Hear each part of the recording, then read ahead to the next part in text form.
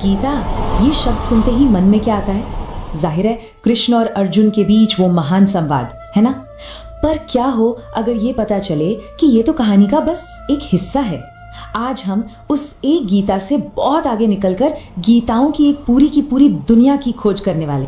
हाँ, बिल्कुल यही तस्वीर उभरती है। कुरुक्षेत्र का मैदान और वो एक दिव्य संवाद, ये इतना ज्यादा हमारे मन में बसा हुआ है कि लगता है गीता का बस यही एक चेहरा है। लेकिन जैसा हम देखेंगे, ये तस्वीर असल में बहुत बहुत बड़ी है और आज हम उसी बड़े कैनवस पर नजर डालने जा रहे हैं। तो चलिए अपनी इस खोज की शुरुआत वहीं से करते हैं जहां से हम सब वाकिफ हैं, उस गीता से जिसे पूरी दुनिया जानती है, भगवत गीता। भगवत गीता कृष्ण का वो ज्ञान जो उन्होंने अर्जुन को दिया था।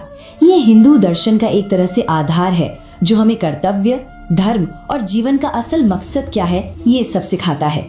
आज की हमारी पूरी बातचीत का आधार यही गीता है। लेकिन यहाँ एक बहुत जरूरी सवाल खड़ा होता है, क्या ये जो इतना गहरा ज्ञान था वो सिर्फ अर्जुन के लिए था? क्या वो बस उसी एक पल के लिए था? इसका जवाब, जैसा कि हम जल्दी देखेंगे, एक बहुत बड़ा नहीं है।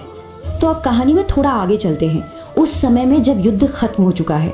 यहाँ हमें एक और गीता मिलती है जो पहली वाली के बाद आती है, बिल्कुल एक सप्लीमेंट की तरह, और इसका नाम है अनुगीता। देखिए, नाम ही सब कुछ बता रहा है। अनु का मतलब होता है पीछे आने वाला या बाद का। तो एक तरह से ये भगवत गीता का ही अगला हिस्सा है जो उन बातों पर और गहराई से रोशनी डालता है जिन्हें शायद पहले सिर्फ सरसरी तौर पर बताया गया था।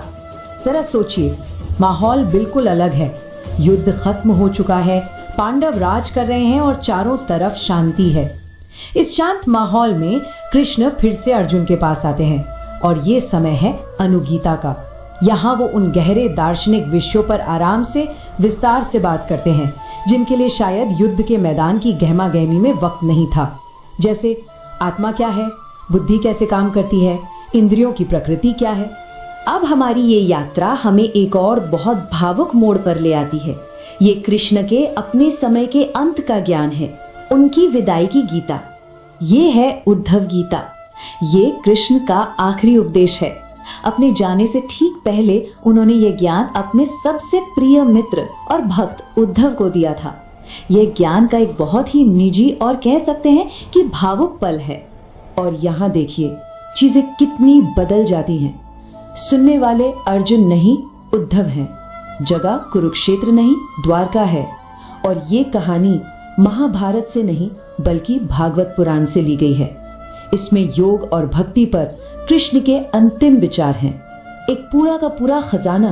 तो एक बार इन तीनों को साथ रखकर देखते हैं। भगवत गीता युद्ध से पहले अर्जुन के लिए, अनुगीता युद्ध के बाद अर्जुन के लिए, और उद्धव गीता कृष्ण के जीवन के अंत में उद्धव के लिए। तीन बिल्कुल अलग अलग समय, तीन अलग अलग संवाद, लेकिन ज्ञान का स्रोत एक ही है।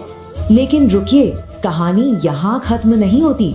असल में हम तो अभी एक बहुत बड़े ब्रह्मांड की बस सतह को छू रहे हैं। अब जो हम देखने वाले हैं वो गीता के बारे में हमारी सोच को हमेशा के लिए बदल सकता है। तो समझने वाली बात यह है कि गीता सिर्फ एक किताब का नाम नहीं है। ये तो असल में ज्ञान के संवाद की एक पूरी शैली है, एक परंपरा है। बस एक नजर इस लिस्ट पर डालिए, पराशर गीता, गणेश गीता, शिव गीता, यहाँ तक कि यम गीता भी। हर नाम अपने आप में एक अलग परंपरा, एक अलग दर्शन को समेटे हुए है। जैसे शिव गीता शैव मत का सार है तो गणेश गीता गाणपत्य परंपरा का।